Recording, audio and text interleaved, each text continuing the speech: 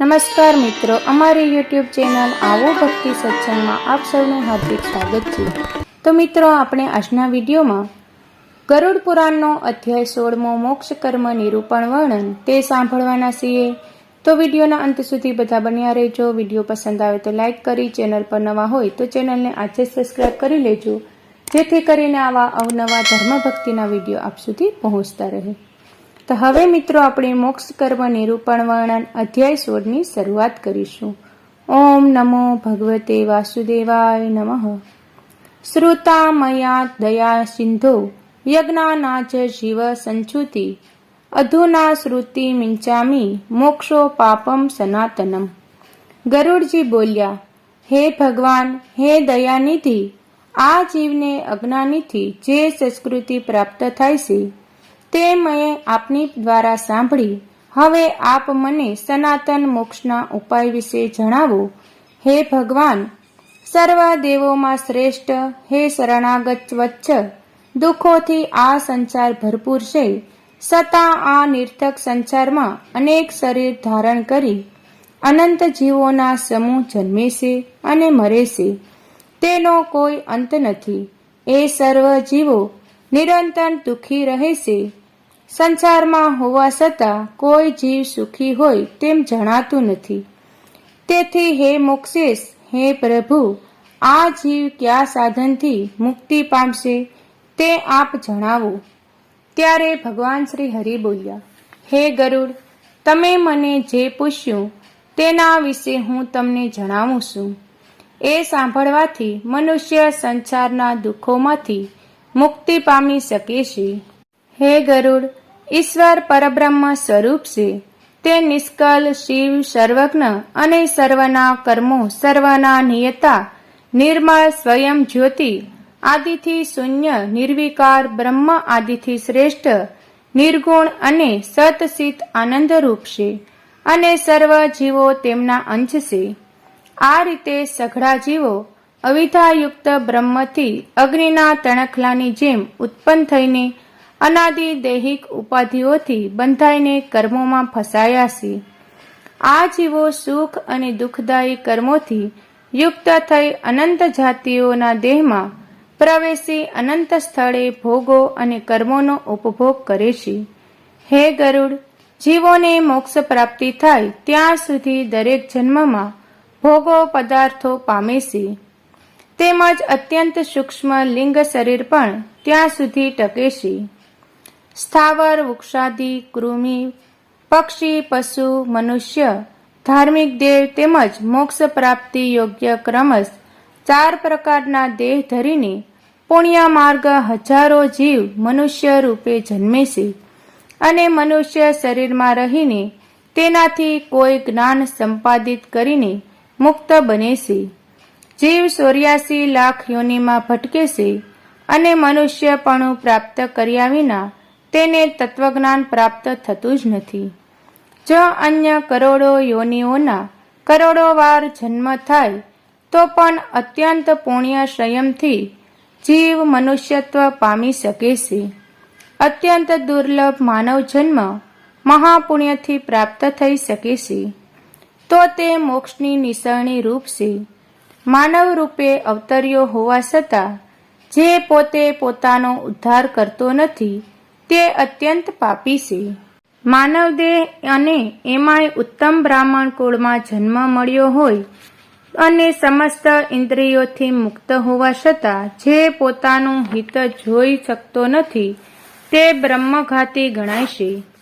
કોઈ પણ જાતિ માટે દેહ સિવાય પુરુષાર્થનું અન્ય કોઈ સાધન જ નથી। આથી સર્વ પ્રયત્નો રૂપે દેહરૂપી ધનનું રક્ષણ કરવું અને પુણ્ય કર્મનું સાધન કરવું જોઈએ। જે દેહ છે તેને સકળ પુરુષાર્થનું સિદ્ધ સાધન મનાય છે, તેથી તેનું સર્વકાળે સર્વ રીતે તેનું રક્ષણ કરવું જોઈએ। કારણ કે જીવતો માણસ સર્વ પ્રકારના કલ્યાણ જુએ છે। ગામ, દોત્ર, શીત, ગ્રહ આદિ શુભ અશુભોની નાશ થાય તો ફરીથી દેહ પ્રાપ્ત થવાની સંભાવના છે, પણ શરીર ગયા બાદ પુનઃ એવું ને એવું મળી શકતું નથી। જે માણસ વિચારશીલ છે તે દેહના રક્ષણાર્થે ઉપાય કરતો રહેશે.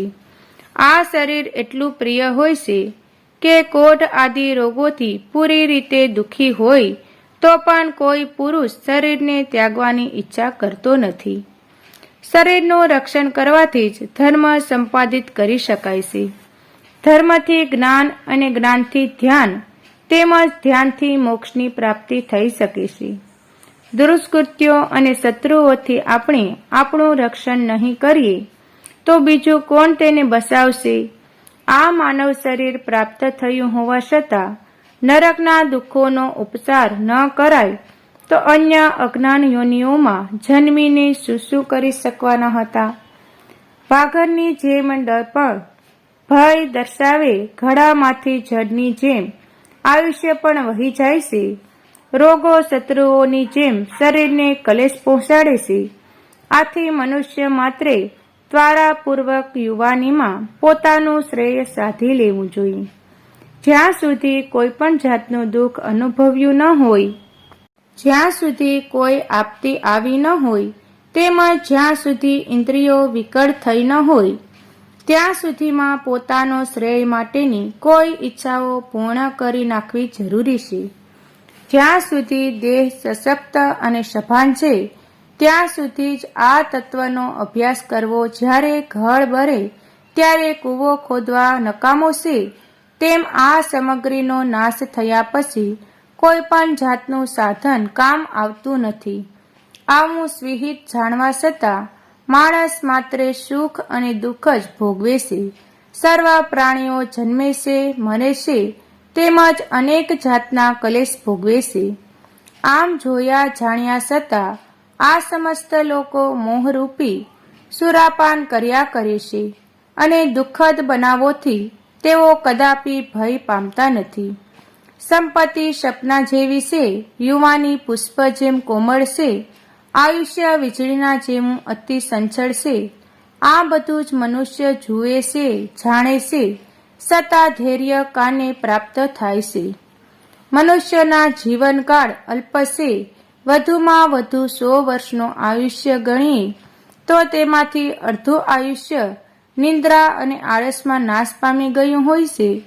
થોડુંક આયુષ્ય બાલ્યાવસ્થા અને રોગો આદિમાં નાશ પામે છે. તોય કંઈ બાકી રહેતો વ્યર્થ વ્યાપારમાં નાશ પામે છે.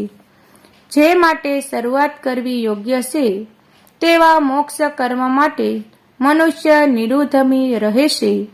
જે બ્રહ્મ ચિંતન કર્મ વિશે જાગૃત હોવી જોઈએ તે અંગે તે નિંદ્રાધીન રહેલો છે. વળી ભય સ્થાન વિશે વિશ્વથી રહીને ચાલનારું કયું પ્રાણી નાશ પામે? જીવયુક્ત આદેહ પાણીના પરપોટાની જેમ ક્ષણિક છે. તેમજ સર્વ પ્રિય વસ્તુ પણ અતિથ્ય હોવા છતાં નિર્ભય રહીને મન કઈ રીતે સ્થિરતા કરી શકે?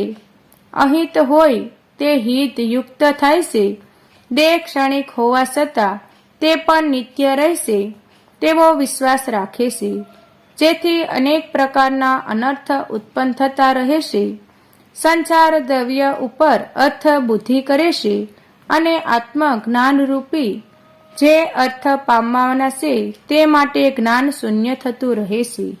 ઈશ્વરની માયાના સામર્થ્યની આત્મજ્ઞાન દ્વારા મોક્ષ થાય છે એવું જાણવા છતાંય પ્રાણી તે અંગે કોઈ પ્રયત્ન કરતો નથી. વળી ઉપનિષદ આદિનો મુખપાઠ કરવા છતાં તેનો અર્થ જાણતો નથી. મૃત્યુ, રોગ તેમજ ઘડપણ એવા ગંભીર જળથી યુક્ત લાંબા સમુદ્રમાં લાંબા કાળ સુધી ડૂબ્યા હોવા છતાં જીવ સ્વહિત ઓળખી શકતો નથી. કાળ ક્ષણે ક્ષણે ક્ષય પામી રહ્યો હોવા છતાં તેની ગતિનું જ્ઞાન થતું નથી. જેવી રીતે કાસા માટલામાંથી પાણી જમે છે તેમ કાળ પણ થોડા થોડા કરીને વહેતો જતો હોય છે. વાયુને વીંટળાયેલું આકાશને વિભાજિત કરવું અને જળ તરંગો એકત્રિત કરવાનું કદાચ સંભવી શકે, પણ મૃત્યુ નિવારણ અશક્ય અસંભવ માનો કાળયોગે પૃથ્વી તપે છે, મેરુ પર્વત ખળભળે છે અને સમુદ્ર પણ સુકાઈ જાય છે.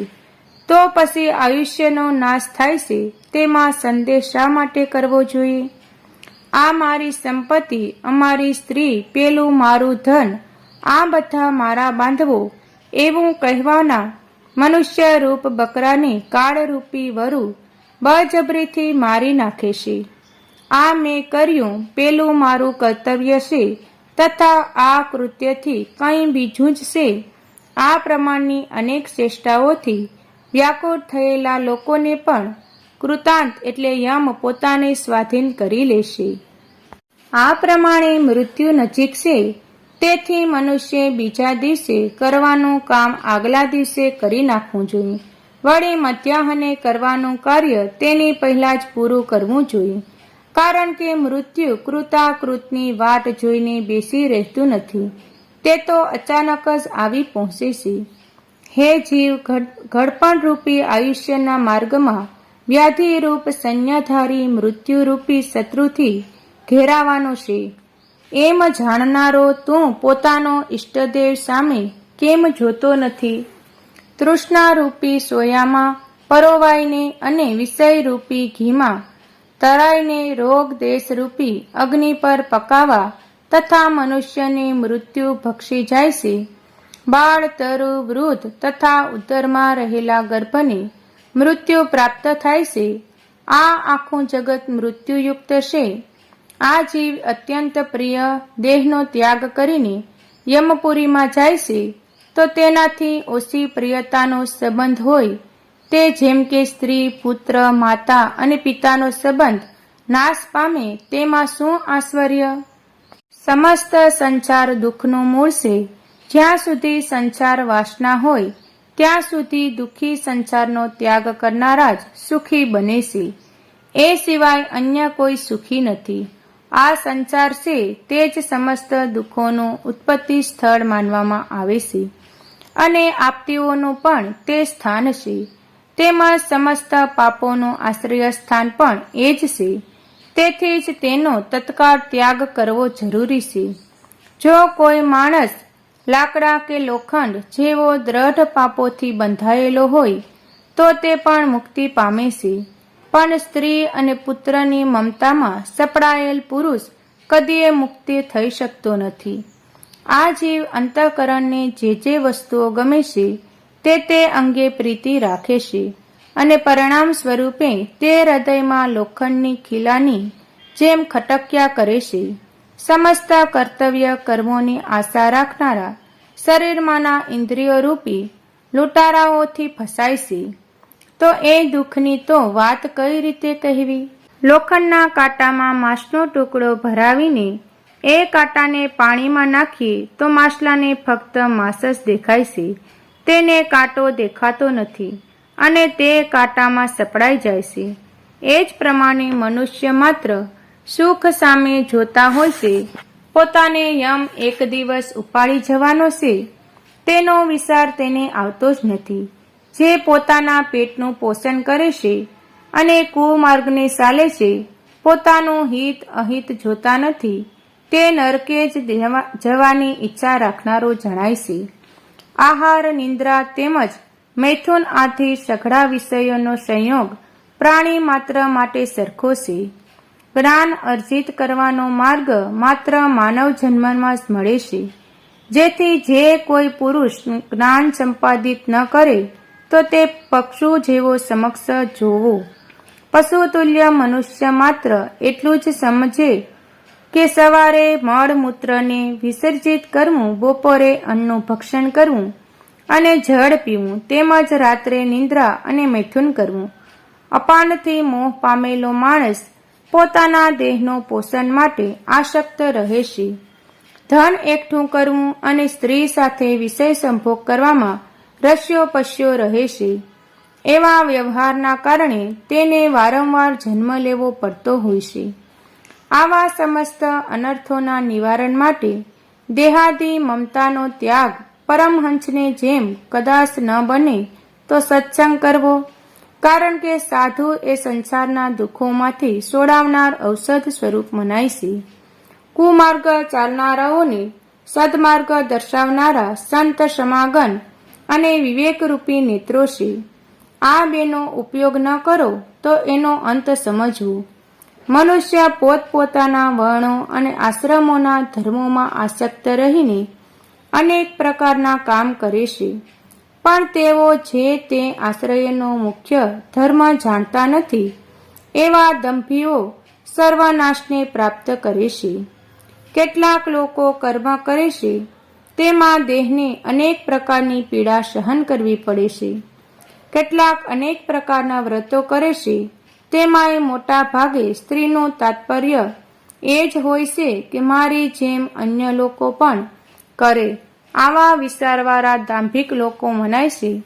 સ્વર્ગનું સુખ અત્યંત ઉત્તમ છે, તેમ સાંભળીને સંતોષ પામી તેની પ્રાપ્તિ અર્થે કેટલાક લોકો અનેક પ્રકારના કર્મોમાં આસક્ત થાય છે, તેમજ મંત્રોનું ઉચ્ચારણ અને હોમ હવનથી ક્રિયામાં રચ્યા પચ્યા રહે છે. કેટલાક મૂર્ખાઓ મારી માયામાં મોહ પામીને એક ટક જમવાનું અને ઉપવાસ કરીને શરીરને સૂકવનારા નિયમો ધારણ કરતા રહે છે અને જ્ઞાન વિના મોક્ષના સુખની આકાંક્ષા રાખતા રહે છે. જેમ રાફડા ઉપર ખૂબ જ પ્રહાર કરીએ અને તેમાં રહેલો સાપ ન મરે, તેમ અવિચારી અને અજ્ઞાની દેહને જડ આપવાની મુક્તિ મળતી નથી. તેથી જ જ્ઞાન વિનાની સઘળી ક્રિયાઓનો વ્યવહાર વ્યર્થ જ છે. એમ સમજો, કેટલાક અવિચારીઓ માથા પર જટાઓ ભાર વધારે છે, તેમજ શરીર પર કાળા હરણનું ચામડું પહેરે છે. આવો દંભી વેશ ધારણ કરીને લોકોને ફસાવે છે. તે પોતે તો સંસારમાં ફરીવાર ફસાયો છે, તે અન્યનો પણ પાછા સંસારમાં જ નાખતા રહે છે.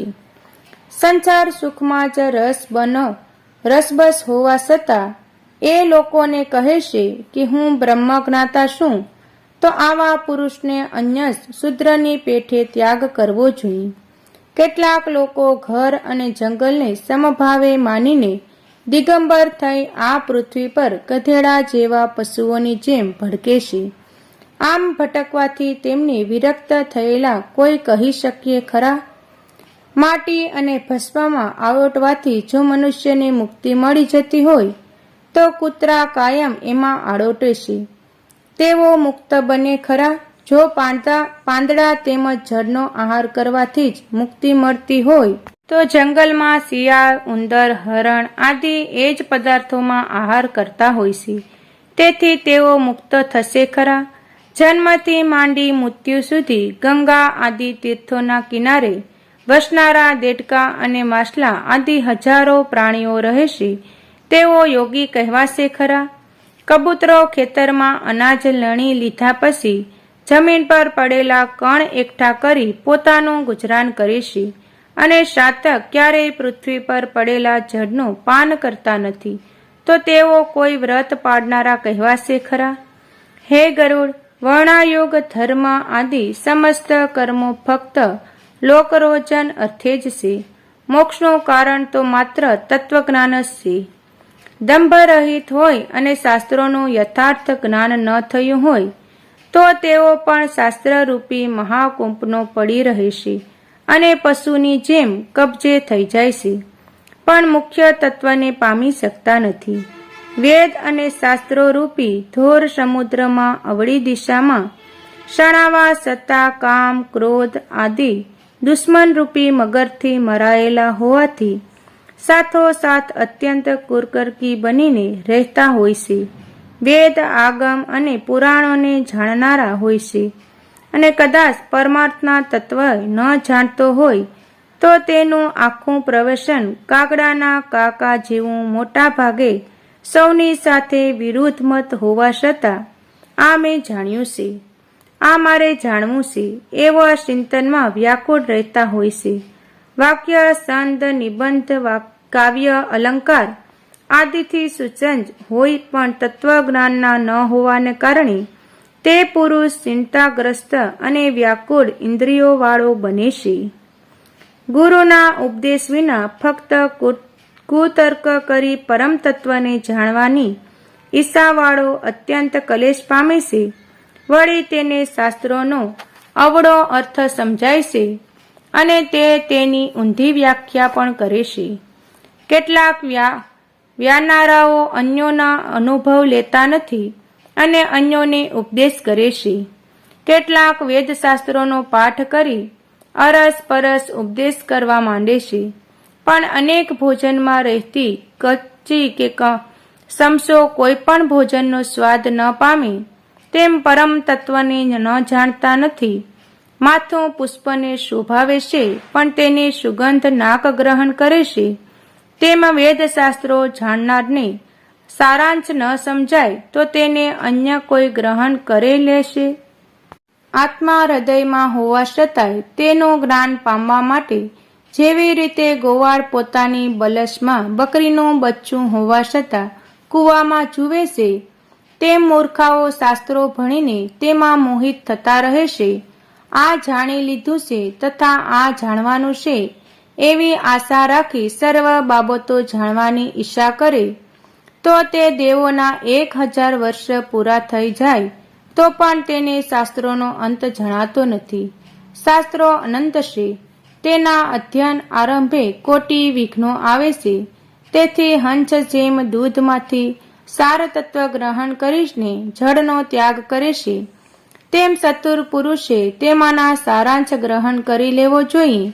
જેમ ડાંગર ઈસનારો ડાંગર કાઢીને થોથાઓ ત્યાગ કરે છે, તેમ બુદ્ધિશાળી પુરુષે સમસ્ત શાસ્ત્રોનો અભ્યાસ કરીને તત્વને ઓળખી લેવું અને શેષ નિરૂપણ યોગી વાતોનો ત્યાગ કરી દેવો જોઈએ. જે અમૃતપાનથી તૃપ્ત થયો છે તેને બીજો આહાર જેમ નિરુપયોગી છે, તેમ હે ગરુડ તત્વ જાણનારા છે તેઓને બીજા શાસ્ત્રોને જાણવાની જરૂરત રહેતી નથી. હે ગરુડ, વેદાધ્યનથી મુક્તિ નથી, તેમ કેવળ શાસ્ત્ર પઠનથી પણ મુક્તિ નથી, માત્ર જ્ઞાનથી જ મુક્તિ છે. મુક્તિ માટે બ્રહ્મચર્યાદિ આશ્રમોનું કારણ નથી તથા બીજા સદર્શનમાંનો કોઈ દર્શનનું પણ કારણ નથી. વળી સકળ કર્મો કરવાનું પણ કારણ નથી. મુક્તિ મળવાને માત્ર અજ્ઞાનનું જ કારણ જાણવું જોઈએ. મુક્તિ આપનારો ગુરુ ઉપદેશ મુખ્ય કારણ છે. બીજી વિદ્યા કેવળ વિટંબળા જ જાણવી. જેમ કે મસ્તક પર અનેક જાતિના લાકડાનો ભારો છે, ક્ષણ એમાં સંજીવણી વનસ્પતિનું મુખ્ય જાણવું. એ લાકડાની બરોબરી બીજું કોઈ લાકડું કરી શકતું નથી. અદ્વૈતરૂપ જે શિવપદ તે ગુરુ ઉપદેશની ક્રિયા તથા આયાસ મહેનત વિના પ્રાપ્ત થાય છે. જે વસ્તુ ગુરુ ઉપદેશથી અન્ય સિવાય પ્રાપ્ત થાય છે તે કોટિયું વિધિ વેદાધ્યન કરે તો પણ પ્રાપ્ત થઈ શકતી નથી. પરોક્ષ અને અપરોક્ષ એવા ભેદથી જ્ઞાન બે પ્રકારનું છે. પરોક્ષ જ્ઞાન કેવળ અધ્યયનની પ્રાપ્ત થાય છે અને અપરોક્ષ જ્ઞાન માત્ર વિચારથી જ પ્રાપ્ત થાય છે. કોઈ બે બ્રહ્મની સાથે જીવને અભેદ માને છે અને બીજા એ ભેદ માને છે, પરંતુ નિરાભિમાની થઈને વાસ્તવિક તત્વ અભેદરૂપી છે તેને કોઈ પણ જાણતા નથી. મોક્ષના બે સ્થાન છે, વિષય વિષયક અને મમતા ધારણ કરવાની કર્મ બંધન થાય છે અને મમતાનો ત્યાગ કરો તો મોક્ષ પ્રાપ્તિ થાય છે. જે કર્મથી કર્મબંધન થાય નહીં તેને ક્રમ કહેવામાં આવે છે. તેનાથી જે વિદ્યા વડે મુક્તિ અપાય તે જ અહીં વિદ્યા કહેવાય છે. જે કર્મોમાં બંધાય તે કર્મ માત્ર સલાહની ચતુરાઈની જેમ પરિશ્રમ છે એમ સમજવું. જ્યાં સુધી કરેલા કર્મોનું ફળ પામવાની ઈચ્છા હોય, જ્યાં સુધી સાંસારિક માયા હોય અને જ્યાં સુધી ઇન્દ્રિયો અસ્થિર માયા હોય ત્યાં સુધી તત્વજ્ઞાનની પ્રાપ્તિ થઈ શકતી નથી. જ્યાં સુધી દેહાભિમાન મમતા પ્રયત્ન હોય, સંકલ્પ વિકલ્પ અને કલ્પનાઓમાં મનમાં રહેલી હોય, જ્યાં સુધી અંતઃકરણ દ્રઢ સ્થિર ન હોય, જ્યાં સુધી સાક્ષાત્રોનું ચિંતન થતું જ ન હોય, તેમજ જ્યાં સુધી ગુરુની કૃપા ન હોય ત્યાં સુધી તત્વજ્ઞાન પામી શકાતું નથી. જ્યાં સુધી કૃપા ન હોય ત્યાં સુધી તત્વજ્ઞાન પામી શકાતું નથી. જ્યાં સુધી તત્વજ્ઞાનને પામી ન શકાય ત્યાં સુધી તપ વ્રત તીર્થ જપ હોમ અર્ચન અને વેદશાસ્ત્રની કથા છે તેમ માનવું. હે ગરુડ, જો મોક્ષની ઈચ્છા હોય તો દરેક અવસ્થા એકમાં સર્વકાળ તત્વનિષ્ઠ રહેવું જોઈએ. અધ્યાત્મ આદિ વિવિધ તાપમાંથી જે પુરુષ સંતૃપ્ત થાય છે તેના માટે ઉપાસના રૂપી ધર્મ અને જ્ઞાન પુષ્પોની જેમ સુખદાયી છે. જેનો સ્પર્શ મોક્ષરૂપી ફળો છે એવા મોક્ષરૂપી વૃક્ષોનો આશ્રય કરવો જ રહ્યો. આત્માથી જ્ઞાન ધ્યાનપૂર્વક શ્રી ગુરુના મુખેથી સાંભળવું જોઈએ. તે જ્ઞાનથી ભયંકર સંસારરૂપી બંધનમાંથી જીવો મુક્તિ પામી શકે છે. હે ગરુડ, તમને હવે તત્વ પુરુષનું અંતિમ કૃત્ય કહું છું. તે કર્મ કરવાથી મનુષ્યનો મોક્ષ થઈ જાય છે. તે હવે સાંભળો. અંતકાળ સમીપ આવે ત્યારે સમસ્ત ભયનો ત્યાગ કરી દેવો. અસંગરૂપ શાસ્ત્રોથી વાસના તેમજ દેહ આદિ પર પ્રીતિ રાખનારા પુત્રો આદિનો ત્યાગ કરવો. ધૈર્યવાન પુરુષે ગૃહ ત્યાગ કરી બહાર નીકળીને કોઈ પુણ્યદાયક તીર્થમાં સ્નાન કરવું. પવિત્ર અને એકાંત પ્રદેશમાં વિધિપૂર્વક આસન કરવું. અંતઃકરક પૂર્વક પવિત્ર ઓમકારનો મંત્ર જપવો અને શ્વાસજીત મેળવીને મનનું નિયમન કરતા રહેવું. બુદ્ધિની સહાયથી સર્વ ઇન્દ્રિયોનું નિયમન કરવું તેમજ અનેક પ્રકારના કર્મોથી વિક્ષિપ્ત બનેલ મન બ્રહ્મમાં સ્થિર કરવું.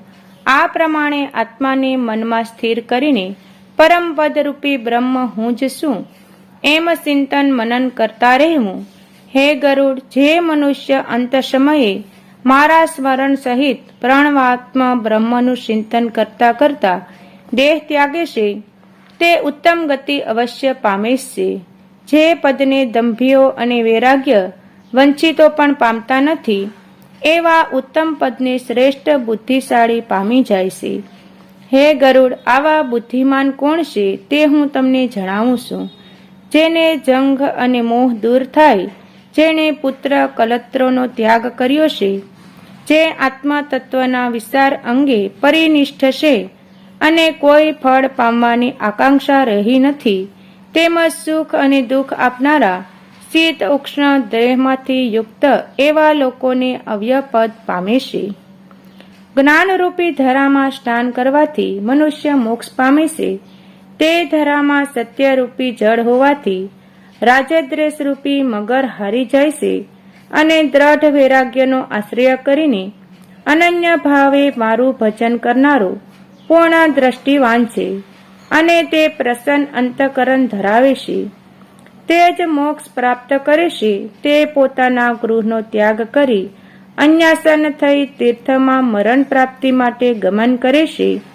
અયોધ્યા, મથુરા, ગયા કાશી, અવંતિકા અને દ્વારિકા આ સાતમાંથી કોઈ પણ એકમાં મરણ પામનારને તરત જ મોક્ષની પ્રાપ્તિ થાય છે. હે ગરુડ, આ પ્રમાણે જ્ઞાન વૈરાગ્ય વાળો મોક્ષ સંબંધી ધર્મ મેં તમને કહી સંભળાવ્યું. એ સાંભળવાથી મોક્ષની પ્રાપ્તિ થાય છે. તત્વવેતા મનુષ્ય મોક્ષે જાય છે, ધાર્મિક સ્વર્ગે જાય છે, પાપી દુર્ગતિ પામે છે તથા પક્ષી આદિ જીવોનો જન્મ મૃત્યુરૂપ સંસાર પામે છે. આ પ્રમાણે સમસ્ત શાસ્ત્રનો સારાંશ મેં તમને કહી સંભળાવ્યો. હવે તમને બીજું કંઈ સાંભળવાની ઈચ્છા હોય તો કહો. ત્યારે સૂતજી બોલ્યા. આમ ગરુડજીએ ભગવાનના મુખેથી સઘળું વૃત્તાંત સાંભળ્યું અને હાથ જોડીને ભગવાન શ્રી હરિને વારંવાર નમસ્કાર કરીને કહેવા માંડ્યા. હે ભગવાન, હે સર્વ દેવોમાં શ્રેષ્ઠ, આપે મને અમૃતરૂપી સર્વ કથા કહી સંભળાવી અને સંસાર સાગરમાંથી ઉગાર્યો. હવે મારા સમગ્ર સંદેહ નાશ પામ્યો છે અને હું કૃતાર્થ થયો છું. એમાં કોઈ શંકાને સ્થાન નથી. આમ કહીને ગરુડજી ભગવાનનું ધ્યાન ધરવા વિરાજિત થયા. ભગવાનનું ધ્યાન કરવાથી ભગવાન આપની દુર્ગતિનો નાશ કરે છે અને સદગતિ આવે છે. ઉત્તમ ભક્તિ કરવાથી ઉત્તમ ભક્તિ પામનારું દયાળુ પરમાત્મા અમારું રક્ષણ કરું. ઇતિ શ્રી ગરુડ પુરાણે ચારોદ્ધારે ભગવાન ગરુડ સંવાદે મોક્ષ કર્મ નિરૂપણ નામ 66મા અધ્યાય સમાપ્ત. તો મિત્રો, આ વિડીયોમાં આપણે ગરુડ પુરાણનો અધ્યાય 16મો સાંભળ્યો. વિડીયો પસંદ આવ્યો હોય તો લાઈક કરજો. હવે નવા વિડીયો સાથે મળીશું. ત્યાં સુધી સૌને જય સિયારામ, જય શ્રી કૃષ્ણ.